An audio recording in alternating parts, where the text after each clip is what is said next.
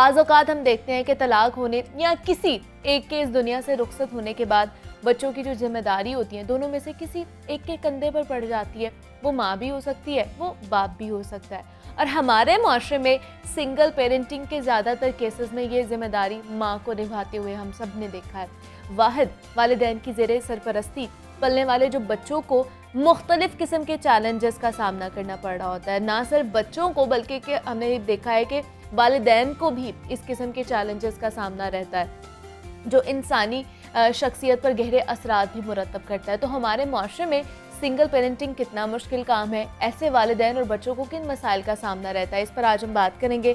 हमारे साथ इस वक्त मौजूद हैं साइमा नज़ीर हैं, एजुकेशनिस्ट हैं एंड मोटिवेशनल स्पीकर भी हैं। साइमा, मैं आपको खुश आमदीद कहती हूँ जागो लाहौर में। कैसी हैं आप? अल्हम्दुलिल्लाह, वेरी गुड। अस्सलाम वालेकुम। वालेकुम अस्सलाम। साइमा, आज हमने बात करनी है मोनो पेरेंटिंग या फिर सिंगल पेरेंटिंग के हवाले से कि हम देखते हैं कि बच्चों को अपनी ज़िंदगी में ना दोनों माँ बाप की ज़रूरत होती है। मुझे बताइए, लेकिन अगर तन्हा पालना पड़ जाए बच्चों को तो सबसे ज़्यादा किसके लिए मुश्किल मरहला होता है, बाप के लिए या फिर माँ के लिए? मुनीबा, मैं आप ही की बात को सेकंड करते हुए शुरू करूँगी। आपने बिल्कुल सही कहा।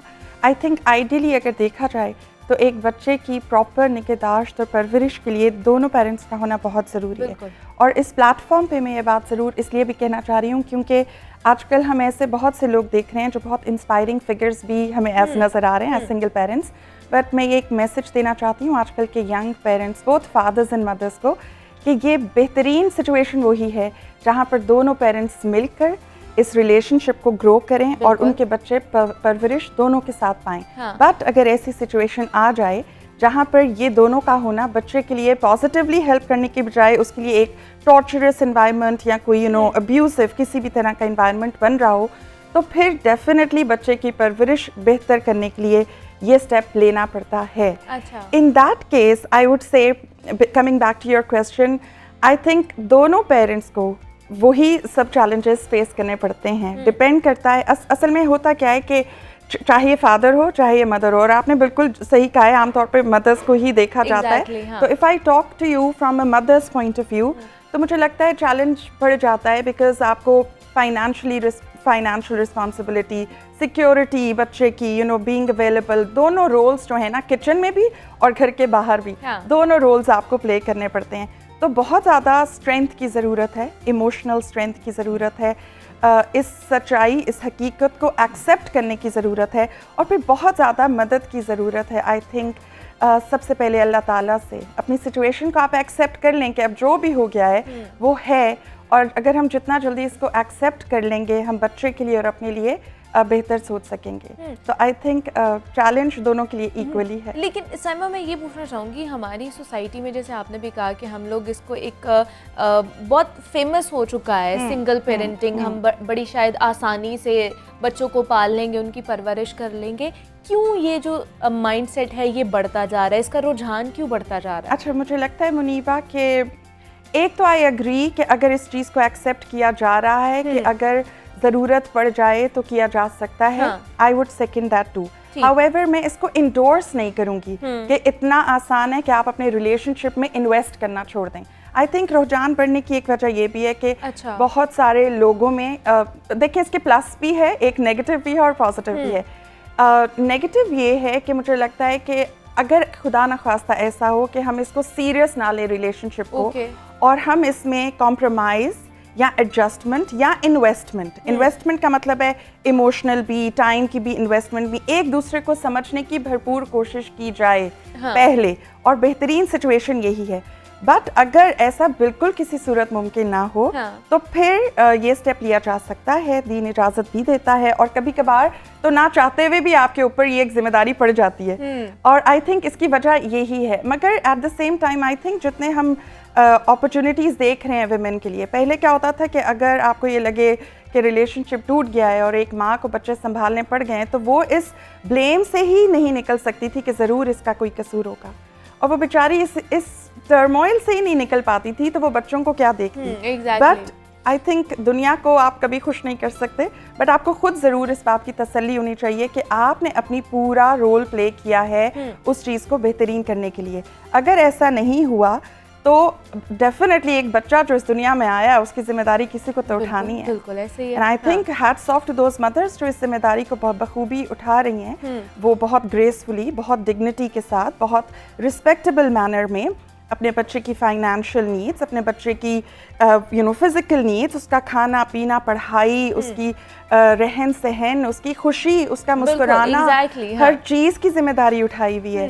तो definitely hats off to those mothers. लेकिन मुझे बताइए साइमा, उन बच्चों के हवाले से कि उनकी अगर नफ्सियाती तौर पर उनको देखा जाए तो वो किस तरह कितने डिस्टर्ब हो जाते हैं जब उनको ये पता चलता है, या उनको अब उस सूरत हाल में रहना पड़ता है, या तो हमें माँ के पास रहना है या हमें बाप के पास रहना है। इसमें उनका क्या कसूर है? उनकी जो नफ्सियात है वो कितनी इफेक्ट कर रही है? एब्सोल्युटली मुनीबा, डेफिनेटली उन बच्चों का कोई कसूर नहीं है।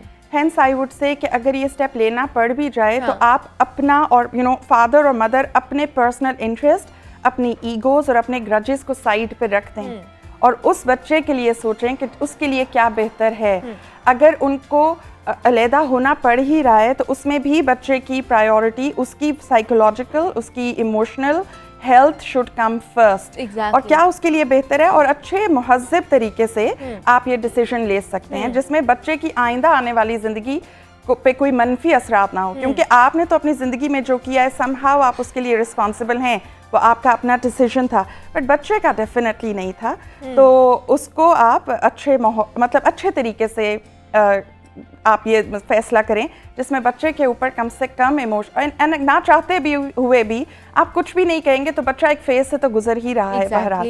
तो एटलीस्ट उसके प्रेशर पे ऐड मत कीजिए और एक अच्छे आई वुड नॉट से कि अच्छे पेरेंट्स, पर एटलीस्ट एक अच्छे इंसान मतलब अच्छे लोगों की तरह, मुहज़्ज़ब पढ़े लिखे और लोगों की तरह आप ये फैसला कर सकते हैं कि लेकिन मुझे बताइए कि कौन सी सिचुएशन में ज़्यादा उनके लिए मुश्किल होता है उसमें निमटना बच्चों के लिए, या फिर जैसे कि वो यतीम हो जाते हैं, कोई एक पेरेंट जो है वो इस दुनिया से रुखसत हो गया उस सिचुएशन में, या फिर वो देख रहे हैं कि हमारे माँ बाप लड़ झगड़ रहे हैं और उसके बाद तलाक हो जाती है, अलहदा हो जाते हैं, उस सिचुएशन में ज़्यादा कोप अप नहीं कर सकते, किस सिचुएशन में ज़्यादा मुश्किल होता है उनके लिए? आई थिंक मैं अगर अपने आप को पर्सनल एक्सपीरियंस से बताऊं मुनीबा, तो आई थिंक लड़ना झगड़ना should not be an option anyway. I don't think इसमें पढ़ना ही चाहिए। अगर कोई चीज़ नहीं चल रही तो बहुत ऐसे अच्छे तरीके से आप वो डिसीजन ले लें, क्योंकि अगर कोई दुनिया से चला ही जाता है तो उसमें तो हम कुछ नहीं कर सकते। पर जब तक आप दुनिया में हैं आपके सारा जो कंट्रोल है सर्कमस्टांसेस पे वो कुछ हद तक आपके हाथ में है। तो लड़ना झगड़ना should not be an option. However बच्चे के लिए कोप करना डिफिकल्ट है ही इन आइदर सिचुएशन के मैं दोनों पेरेंट्स हैं मगर मैं किसी एक के साथ रह रहा हूँ। What I did in my personal experience, मुझे बहुत सारी हेल्प सीरा से मिली।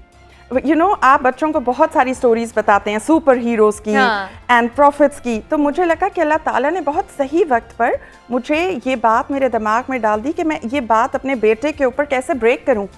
तो आई टोल्ड हिम कि देखो बेटा, हज़रत मोहम्मद सल्लल्लाहु अलैहि वसल्लम, so there are kids in this world जिनके पास दोनों पेरेंट्स होते हैं, देयर आर सम किड्स जिनके पास सिर्फ मदर होती हैं, और देयर आर किड्स जिनके पास सिर्फ फादर होते हैं, and it is perfectly all right. इसमें कोई बुराई नहीं है, because you see the favourite and the most beloved personality for Allah is the profit सल्लल्लाहु अलैहि वसल्लम। और अगर ये इतनी बुरी बात होती तो क्या अल्लाह अपने नबी के लिए ऐसी सिचुएशन प्रोवाइड करता? नहीं करता। बट आपको इस सिचुएशन में डाला गया है तो there must be a reason. अब सिचुएशन जो भी है हम दोनों ने मिलकर इसमें अपने लिए बेस्ट करना है। तो आई वुड से वो चाहे फादर हो या मदर हो, उनको अपने बच्चे के साथ कम्युनिकेशन बहुत ओपन और बहुत ऑनेस्ट रखनी चाहिए।